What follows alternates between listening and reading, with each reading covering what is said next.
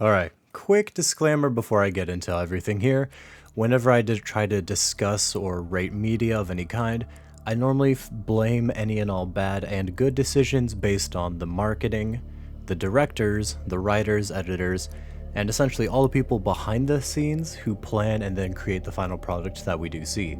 It is very rare that I will criticize an actor for this kind of stuff, just because, unless if they're specifically credited with changing a scene, for writing something, or improvising something, I just don't find it necessary to really do it, and so I just want to clarify that real quick before we hop in. And with that being the case, let's talk about the elephant in the room and Halle Bailey as Ariel. Ariel as the Little Mermaid, I didn't really care too much. I mean, it's a fictional mermaid. I'm not too invested in this, but the directors really don't use any of her strengths. If you've seen her Instagram or any of her social media, or heck, even some of her interviews, she's a very expressive person. And you can tell that when she feels a certain way, she acts and can show that through her face. You would think that would be a fantastic quality for an actor.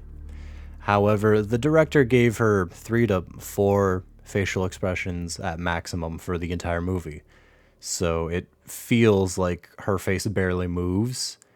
And so that... I think she has potential to be a fantastic actress. I think she could have done some really fun and interesting things. But with how the direction went for the movie, it just doesn't work. She just felt plastic and very rigid in how she was moving around. So, again, I blame the director for that, not so much her. But as far as The Little Mermaid goes, again, the movie, not exactly all that good. Personally, I would give it like a 2 out of 10. And I kind of want to get into some more reasons because of that. So, focusing on the movie and now getting controversial stuff out of the way, let's talk about the music and how bad it was. The music has this very familiar Lin-Manuel Miranda flair, and by that I mean the pacing of the songs. If you know Hamilton, which I don't, or Encanto, which I do, Lin-Manuel Miranda has a very common writing style for the music that he does, where the pace never stays consistent. Sometimes he speeds up or slows down parts of the song for emphasis and to hide or foreshadow certain details in the songs that display relevant or future events that's going to happen within the movie or production, film, whatever. When he gets to write original new music, he makes this work exceptionally well. I think Encanto is fantastic with the foreshadowing and the small details hidden in each song. That being said, this style works on music he makes, not remixing other songs, and it shows. The new classic Little Mermaid songs feel off because they slow down, speed up, and take extra pauses for effect and emphasis. This wouldn't be bad, but as the original songs were written for more of what you consider a classical Broadway production flow for songs and not Hamilton songs, it makes songs like Part of Your World just feel weird, as then you get certain parts where the song just goes normally, pauses, has Ariel swim somewhere else, and then she starts singing again. And so it's not bad by, I don't know, for the music itself, I would argue the majority of it's like a 4 out of 10. Like 5 out of 10 I would say is like industry standard of like, this is the bare minimum you should do. And I feel like most of the songs would fall in the 4 and under category in that case. Because they just don't, I don't know, they're just not fun to listen to. But also, for a side note, vibrato was used way too much in some of the songs, especially in Part of Your World. If you don't know what vibrato is, it's basically when you're singing and you get your voice to do the thing. Not everybody can do that. It's a very difficult thing to be able to master and use well in a song. It's not something that you can just belt out and make sound good. I mean, my example was horrible. Like, that wasn't even singing, but still. But vibrato in normal music is kind of like a spice you throw in a stew. Just enough elevates every bite so that it's better. Too much and everybody becomes a food critic and will tell you you use too much. And I feel like that's kind of how vibrato was used for some of the songs. And addressing it, because everybody has, the scuttle rap was awful. We're not talking about it because I am not subjecting you nor my ears to listening to it ever again. And you would think though, with the extra music that they even threw in, like 2 songs I think that Ariel sings when she's technically mute, so it's her singing in her mind, and then from there she just does things. Well, as that goes on, you would think the extra songs would make the movie a little bit more interesting, engaging. Not really. Getting into it for the pacing, this movie is bloated by a lot. If you're wondering how bloated, the original cartoon movie clocks in at 83 minutes. The live action version is 2 hours and 15 minutes. That is I think roughly almost an hour over what the original was. To get some pacing ideas, by the time Ursula dies in the original movie is roughly when Ariel gets her legs in this movie. And the reason why I think it's bad that this movie is bloated is this is a movie for children, right? This is The Little Mermaid, a live-action remake of a Disney classic. Of course, they want to get adults with nostalgia, but also bring in, children to watch a children's film. Problem is, this movie was so long, a lot of the kids in the movie theater I was at were falling asleep, and their parents were carrying them out of the movie theater before the movie finished. I don't think I need to explain why making a movie so long and bloated for young children that they're getting carried out of the movie theater asleep by their parents is probably not a good sign. So, to me, I just think that they went a little too extra with the details that were unnecessary, and it just doesn't help this movie in the slightest. One small thing I want to rant a little bit about, if you'll permit me, is the placement of the opening song no longer makes sense now. If you don't know, it's the song that they're singing in the beginning of the cartoon movie that's like a sea shanty. One of the particular lines that you might recall is "A mermaid is waiting for you." They sing that right as they introduce Eric of saying, it's a great day to be at sea. That song is no longer in the beginning of the movie. It happens much later during the Eric's birthday scene at sea. So I don't like that they placed the song there, and I kind of want to get into that because in the original movie, we had nothing to go off of except the original Dutch fairy tale. The original Dutch fairy tale is tragic. It ends debatably okay and well for Ariel, just not in the typical way we all enjoy it. If you don't know, in the original tale, after Ariel stabs herself because she refuses to kill Eric or his new bride, the higher being decides to give her a chance and turns her into an air spirit. If you don't know the full story behind, basically back in the time when the original Little Mermaid book was written, the Catholic Church was essentially controlling all literature and the entire continent of Europe. If you didn't have Christian theology or themes within your book or your writing wasn't considered legitimate. And so because of that, the original story has Ariel as a mermaid. The mermaid is actually not named, it's just the Little Mermaid as it's called. The Little Mermaid finds out sometime in the beginning of the book that mermaids live for 300 years. And after 300 years, they die and nothing happens. When humans die, after roughly 80-ish years, their spirits go to the sky realm and live immortal in that realm. Now, the Little Mermaid in the original book wants to have an immortal soul, but can't because mermaids don't have souls, they just live 300 years and then die. So, to get an immortal soul, she's told by her caretaker, grandmother, that if she wants a soul, she needs to get married to a human man, that on the day that they're married, his soul will fragment. That fragment will go into her body and make a new soul just for her, so that way she can live immortal in the skies. However, with the plot twist and everything happening later on in the original book, she's given a chance to take an out so that instead of fulfilling the contract with the Sea Witch, she can stab Eric or Eric's new bride to then take the place or get revenge before she dies. She instead chooses to kill herself out of love for the man that ended up rejecting her at the very end because she didn't want to get in the way of his happiness. By doing that, she's turned into an air spirit, and she's told that after performing 100 years of good deeds as an air spirit, she will gain an immortal soul so she can live in heaven. So, if that's what people originally had going off of for the original Little Mermaid movie back in the 80s, that's a lot you need to set up and change around because, of course, Disney is not going to have Ariel commit suicide for a movie aimed at children. So, at the beginning, they show the original movie opening up with seagulls flying through the sky, dolphins happily jumping through the ocean, and all of a sudden, you see a ship peer through the fog clouds, and you hear the song that sets up a few of the themes. With one of the lines, again, being, "A mermaid is waiting for you," immediately cutting to Eric, introducing him as the man and the familiar world that we know as they're sailing through. and then introduces King Triton and the idea of the Sea King, along with mer people. And at the very end of all of this is when Grimsby gets attacked by a fish who's struggling to escape and live his own life. By the fish jumping out and escaping, we then get to transition from the world we know to the world we don't know, which is the underwater realm. And quite honestly, I think it's beautiful how they set that up, because again, it's a song that foreshadows a few moments of the fact that a mermaid is technically waiting for Eric, as that is going to be the true love of his life. And by setting that up, we now understand, or get the idea and impression, that this is a romance movie. It's a movie that has romance. There is a love story, and it's going to be ingrained as it introduces one of the main characters, the main love interest technically, by the middle of that song as it's being used.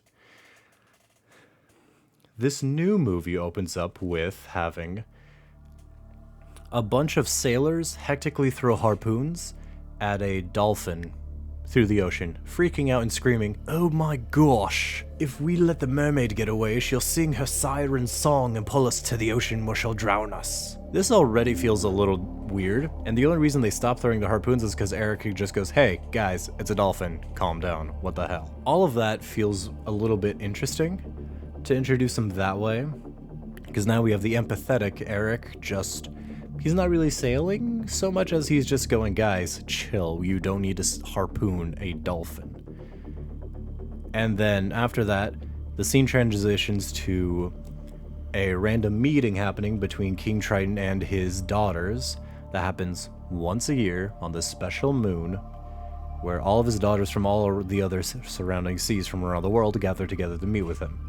So essentially, he has a one-year mandatory family reunion. The castle looks like crap, like, oh my gosh. You were doing a fictional underwater kingdom. I feel like you could have made it out of like coral. Maybe just have a natural formation that was guided to grow in a specific way. No, it's just a random rock formation that feels like it got ripped out of Subnautica. And look, I love Subnautica, but nothing about Subnautica's natural environments feels like a kingdom or a palace for a king of the sea. So we get that instead, and then, oh, it turns out Ariel's late for the meeting, so Triton just has Sebastian run out to go find Ariel. Sebastian's no longer a conductor, and there's not a birthday concert for Ariel to introduce her to the rest of the mer people and have her sing. Like, that whole thing is kind of scrapped. So now, after all of that, we then cut to Ariel with Flounder, which, ugh. CGI Flounder is just no. And I could be wrong, I need to actually rewatch or look over the movie again, but I feel like they tried placing Flounder's eyes in different spots. I think it was just something maybe just playing on my mind, but it looked like he normally had his eyes on both sides of his face, but then at one point, I swear I can remember he had like one eye on his forehead and another eye on the other side of his face, like he was supposed to look like a real flounder instead. I don't know, that's something I need to actually research, so I'll put it in as an editor's note or whatever and try to get that clarified. But because of all that, this scene continues and the movie continues, and the first song we technically hear in the live action is Part of Your World. And it's not, again, Halle Bailey, she can sing really well, nothing against that. It's the fact that the first opening song is technically the character's I Want song. It feels like it goes against the norm for most musicals, because most musicals have a song that will set the scene, set the stage, and give you an idea of what to expect for the coming production. This movie doesn't do that. The first song they have is the character's I Want, or their let's get into the world kind of song. And it's not that this is a bad first song. Like, it's not a bad idea to have a character's desire be the first song opener, but it feels cheap because at the same time, why does Ariel want to be part of the human world? It's not well established, quite honestly, in this live action remake. And it's even worse because Ariel now has a rule where she can't go to the surface at all, so she's always been underwater. So again, it's very weird to have that be, oh, look at that, we just need to go to the human world. Well, why does she want to go? Because she finds random trinkets off dead people? That, like, okay, I guess, but it feels odd. I guess what I'm trying to articulate is that I don't think Part of Your World is a good first opening song. It's a good song for explaining a character's motivation and what they want, but it doesn't set up the world that well. So let's talk a little bit about that just so I can articulate it a bit more. Because with bringing up the opening song for musicals, I should explain myself a little bit more with what I think are some better ideas. So allow me to pull a couple of examples out and let's go over them. When we go for an opening song, what I am talking about is a song that establishes the kind of world we're in, what the setting is going to be for the majority or the rest of the production, and gives us a little hint at what life is like in the air. For example, with how, let's say, Beauty and the Beast. That's a very common one. The opening song right there in Beauty and the Beast gives us some establishing shots of the entire countryside, which is known as 1700s circa colonial France. Around that time, everybody is also opening the song by having random townspeople saying bonjour the entire time. So in other words, we now know this is unapologetically French, which, look, we may not be the biggest fan of the French, but they can exist, it's fine. We don't stand the French, but we allow them to live. Old joke anyway. But as Belle is going around town, the lyrics give us the impression that the townspeople, yes, think Belle is beautiful, but she's not really accepted as a member of the community. People just give her a side eye. She's a dreamer. She's got her head in the clouds because all she does is read books. She's the daughter of a crazy scientist, and she's just not really somebody who's just known for being a big part of the community in the area. She's not really well accepted, but she's known as beautiful, so not exactly a whole lot of a good impression of what the townspeople think of her. She's singing about how she wants more than the provincial life she's living in. She wants to get out of the town she's in because the town doesn't really like her.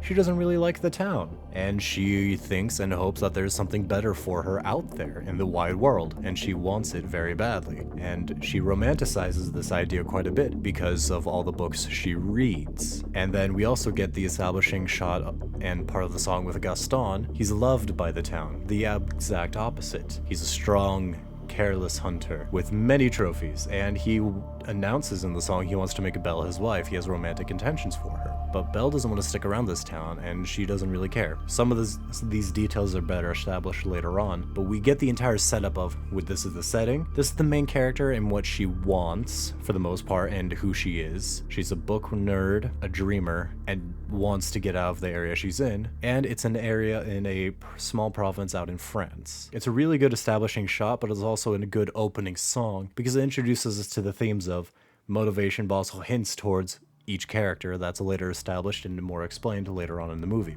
But going with that, what about a movie or production that delays an opening song in favor of getting something else done? Well, how about Lilo and Stitch? Their opening song actually doesn't take place for quite a few minutes into the movie, because the beginning of the movie is a jailbreak when Stitch gets out of maximum security prison, hijacks a spaceship, and then hyperdrives straight into Earth. After that, this movie starts with their opening song being, okay, we've got some background information of who Stitch is, where he's going. Now let's talk about the characters that we're actually going to listen to as they speak, which is with the opening song.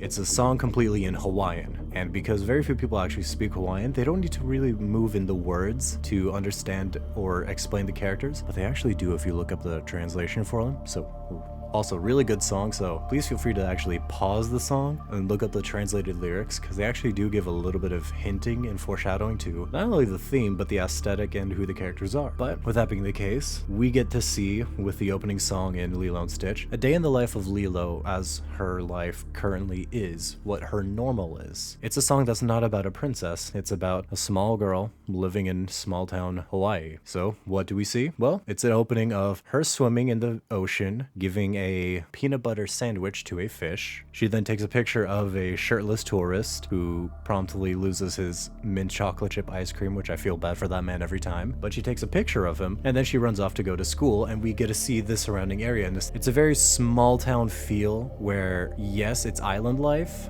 but there's still a few modern conveniences, and when you look at the dance school that Lilo's in, the majority of it is people who are given the impression are native, but then there's one rich white girl who's also in there, showing that this is not ancient Hawaii. This is more of a semi-modern time, small town Hawaii, without a whole lot of rich people in that specific area. It's built up, but at the same time, it is more modern time. And I think it's brilliant because, again, it establishes the kind of setting we're in with long, big shots, and it gives us a very comfy vibe in the song. It's not an action blockbuster. You could argue it is with all the action scenes with Stitch, but the heart of the movie and its focus is about family. And the opening song gives that vibe, and the establishing shots show us that this is a small area. It's not going to be heavily populated with a lot of people. Then, again, that's just another example of what I think is great, is they put in some backstory before they put in the establishing opening song that then lets us know what's going to happen for the rest of the movie. But let's bring it back to Broadway. In the play Wicked, it's a prequel to The Wizard of Oz, and it's one I really like. The first song is titled No One Mourns the Wicked. This song literally starts by saying,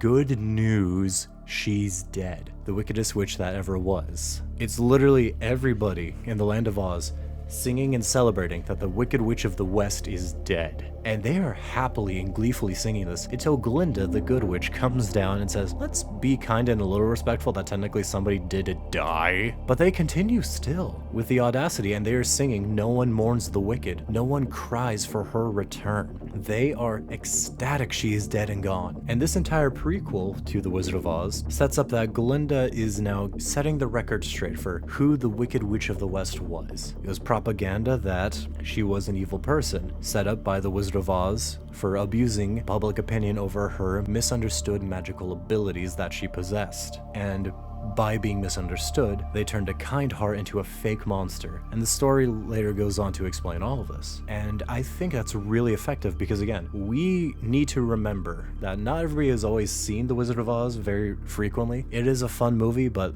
it's not really one that everybody's watching every day, right? It's not one that you watch too often, unless if you have a really strong connection to it. It is a good movie, but it's not one that you're going to be seeing a lot of people throw on for movie night. And so by re-establishing how, at the end of The Wizard of Oz, everybody's celebrating the fact that, ding dong, the Wicked Witch is dead, we get to remember, oh right, this is a woman that was supposedly evil, that the wizard could not get rid of, but Dorothy could get rid of, but was a witch. She was evil, right? And then Glinda later sets the record straight of, let's be kind and remember, she was a product of her upbringing that wasn't fully her fault. And again, that's how that play establishes the theme of what's going to happen in the future. But again, how does the opening song for The Little Mermaid start? Because I mentioned earlier that they moved it, and that it's not the first song that's actually used. Well, later on in the movie, during the birthday celebration on the ship, Eric is on the ship, and you get to hear a couple of sailors then singing the opening song, with the throwaway line being, "A mermaid is waiting for you," as they cut through, and then don't use the rest of the song. It's kind of a bunch of sailors singing as a sea shanty. I don't like the placement of that song now, because in the beginning it sets up the tone, the pacing, and the romantic vibes that we are to expect in the movie. This one baits it as a nostalgia,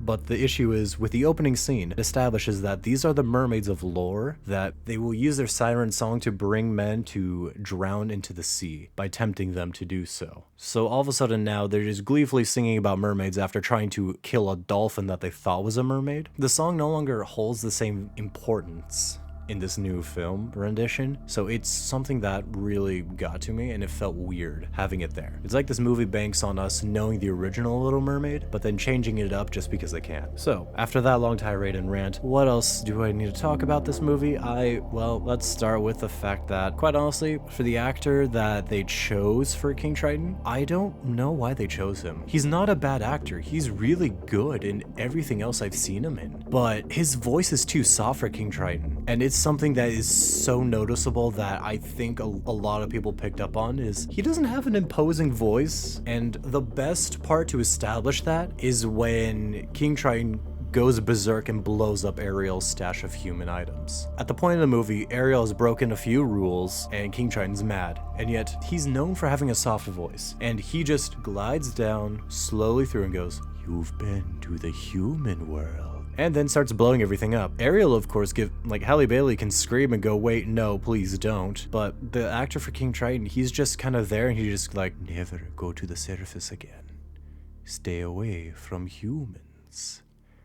This is as loud and as angry as I'm going to get for the entire movie. And so the problem is now, when they have a song that has Ariel talking about where people on the surface don't punish their daughters, or when she runs away to Ursula after being yelled at by her father, in the original movie, it was imposing because King Triton's voice actor in the original had this deep, booming voice that you could feel was angry. You get nervous listening to him yell and scream when he gets angry. In this movie, he just sounds mildly annoyed at best, and quite honestly, I don't know how I can relate, at least for me, I couldn't really relate to Ariel running away after being slightly told off by a mildly annoyed sounding father. If he was yelling with all force, might, will, and the rage of 7 seas behind him, yeah, I would be nervous too, and I'd probably make rash decisions and run away. If all I'm doing is telling you, do not go where I tell you not to go, are you really going to listen to me as a father, or are you just going to just not care? It was off-putting, because again, we know Ariel runs off to seek Ursula's help after her father blows everything up and gets mad at her. But with having him blow everything up with such a calming voice, it doesn't sell it as well. So yeah, sure, she runs away because he blew up her stash of things, but at the same time, it just doesn't match or back up anything. His voice doesn't sell it. I don't think he cares. And I think there's an interview where the actor literally said, yeah, I did this pretty crappily because I knew this was going to be bad, so I just got an easy paycheck and left, which kind of mad that that's how he approached the movie in general, but you know what? He's the acting professional. I'm not, so I can't go too far into that. Again, I just think it's kind of weird that, yes, we know in the original she has to go to Ursula somehow and be motivated to do that, but we don't see a whole lot of it, and her father just doesn't feel angry at all. It doesn't sell the role and the idea as well. On a similar vein, though, going back, now,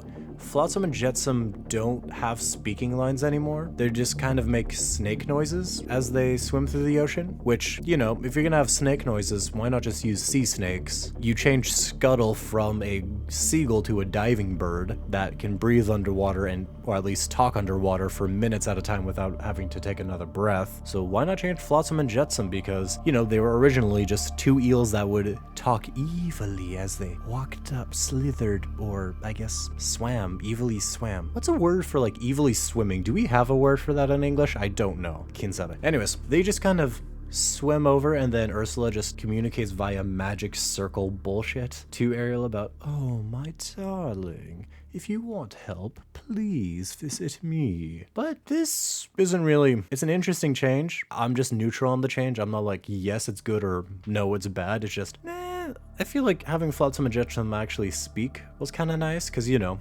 Flanders still talks, Scuttle still talks, Sebastian still talks. Why are Flotsam and Jetsam the ones who no longer talk? That's just something I have questions about. And then when Ariel gets to Ursula's cave, I don't like how they set it up. Because in the original movie, we're not shown how deep underwater Ursula's dwelling is. But when we get to Ursula's dwelling in the live action, Ariel gets essentially to the edge of a reef and swims super far down to get into the Cave of Bones. So magical BS on how Ariel gets to the surface, sure, but it feels weird that she has to go even further down. You would think if Ursula is being really mean, she would just let Ariel drown while swimming up, but we're gonna skip over that. Yeah, in this movie now, Ursula kills people straight up. When you get to Ursula's house, it's just nothing but dead bodies and skeletons everywhere. In the original movie, she would turn people into like these weird looking dead kelp plant people that were kind of just enslaved to her, like a collection, like a trophy of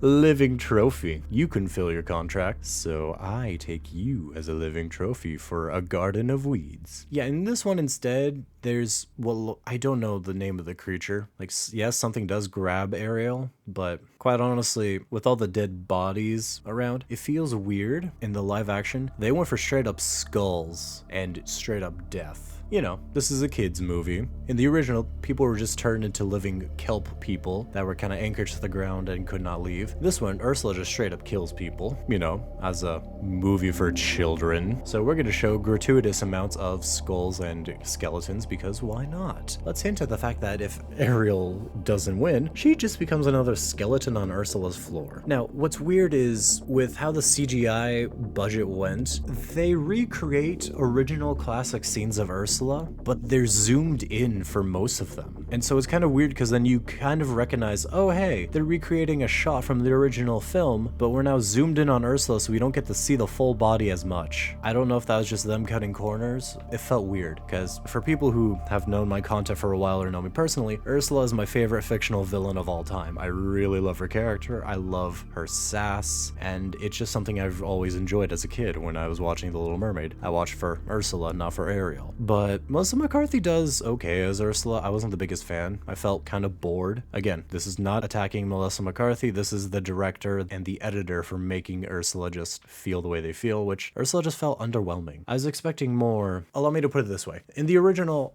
Ursula felt like she was having fun being vindictive and evil. This Ursula is a bit more of a klutz. She has a moment where she's an idiot that shows that her tentacles have a mind of their own, and she's kind of there, but she's not having fun with being a villain. She is a villain, she is evil, but she's not having fun being evil. And that's how I would describe it best. Of course, she's not Pat Carroll, so it's not going to be the same with a voice, but the original depiction of Ursula just seemed to have fun with being evil. Whereas Melissa McCarthy's Ursula just feels like she's evil because she's bitter at the fact that apparently she's King Triton's sister and he kicked her out of the palace. You know, the crappy palace nobody would want to live in anyway. And she talks about the banquets and the feasts and a lot of food that we also never see. We get to there, and then Poor Unfortunate Souls gets sung. I'm surprised because I figured if they were going to do a rendition of Poor Unfortunate Souls, and since they were changing everything, I would have thought that they would have changed Poor Unfortunate Souls to include the hidden verse, or the removed verse. For those who don't know, there was originally an extra verse that was in Poor Unfortunate Souls that they decided to axe from the movie just because they thought it might have made Ursula's song a bit too long and they just didn't want to deal with it. But there are people who've made covers of Poor Unfortunate Souls on YouTube that have included that verse, and I honestly recommend you listen to that version more, because this Poor Unfortunate Souls, essentially it's the same one, but they lose some of the sass and the charm with, I never underestimate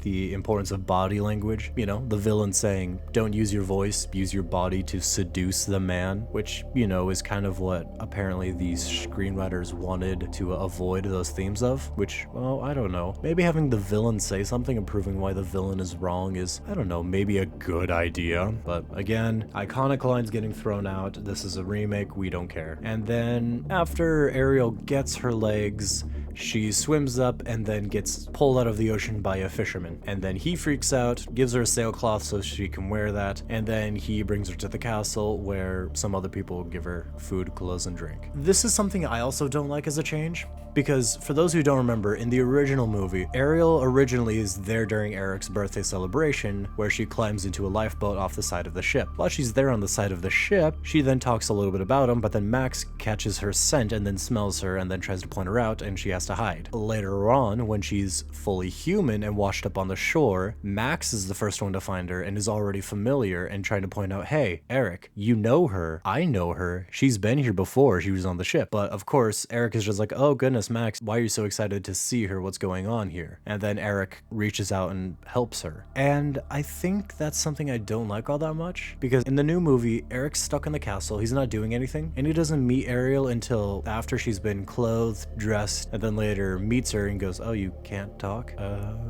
In the original movie, him finding Ariel after Max is excitedly telling Eric, hey, pay attention, you know this chick, and Eric brushes off Max, is such a fun little detail, because then you can see, hey, the dog smelled her before, the dog is pointing out, hey, it's her. And of course, Eric isn't going to pay attention to that all that much. And instead, he's the one who brings her to the castle and helps her out. By just having random people bring her to shore, and then somebody else just goes, oh, bring her to the castle to help her on her way. That's not normally how most monarchies would work. If you get some random person washed up on the shore, then all of a sudden you go, oh yeah, give them food, give them clothing, and then we'll figure out what to do with them later. That's normally saved for like people who work in the local town and anybody who feels like they have some goodwill towards a shipwrecked person. You don't normally just bring them to the castle. In some cases you might, but it's not normal. It's a weird change. I'm not sure how to feel about it. Moving on from there, they remove the chef song and the chef character entirely. For those who forgot, the chef song is the guy who's the killing fish Frenchman who, you know, was killing fish, making stuffed crab, and Sebastian was running away from him and caused a giant scene in the kitchen for comedic effect. And then later on in the movie, at the very end, is when round 2 happens and Sebastian's able, in a comical way, to knock out the chef's teeth, giving Sebastian some kind of win at the end of the movie. Instead, they just remove the chef character entirely, so now Sebastian just gets bullied this entire movie. My poor man can't catch a break and he doesn't get a dub. So Sebastian's now just an eternal victim in this movie. Speaking of now on the surface and going past the in-head songs, one thing that I think a lot of people aren't talking about as much as they should is the fact that this movie spent so much time and willing to risk itself on the controversy of, oh my gosh, we have a black woman as Ariel. We're changing a redheaded white woman into, or a white mermaid fish into a redheaded black woman fish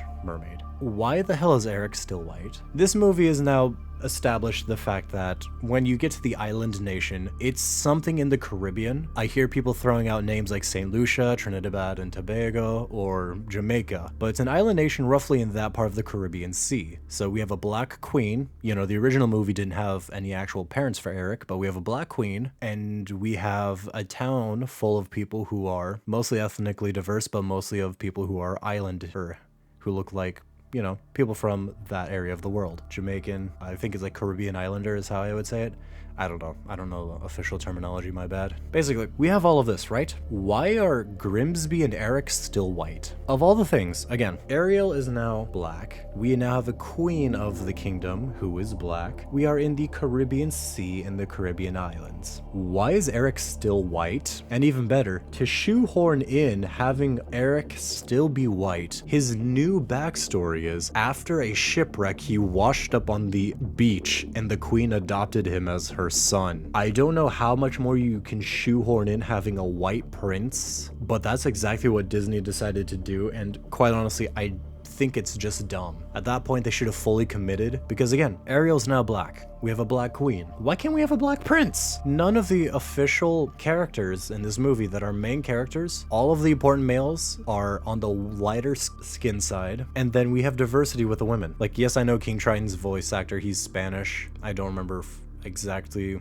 which country he's from. My apologies, I don't even remember his name right now. But Eric is white, Grimsby is white, and Eric has an accent where he just sounds like he's never left the British countryside in his life. Like, we have Edinburgh Prince level of, oh my gosh. And yet, he grew up on an island surrounded, you know, in the Caribbean Sea. So why is his accent like pure British countryside boy, whereas everybody else seems to have accents from around the area besides him and Grimsby? It feels weird to me that, of course, the two white guys are going to be Grimsby as a father figure, which the actor who played Grimsby and how Grimsby in the new movie portrays him, really good. I can't say he's better or worse than cartoon Grimsby, but he's really solid and he is fun to watch. But Eric in this just feels weird. They shoehorn in a song for him as well, which I didn't like, because in the original, he never had a song, he just played flute. And I like the idea more of he played the flute and Ariel could sing. Now he just sings like he's on a Broadway star, but the music doesn't do Eric's actor any good, because Eric's actor seems to be more comfortable with long, drawn out, and dramatic notes, and instead he had to sing very choppy, quick moving notes. And so the song just does not work for Prince Eric. And again, Eric being white and being shoehorned in to be white because he's a washed up white boy onto a Caribbean kingdom feels weird. I feel like they should have just made him like an actual islander, which honestly, having Prince Eric be a Jamaican would have made this movie like 100 times better alone if they really played into it. But no, we have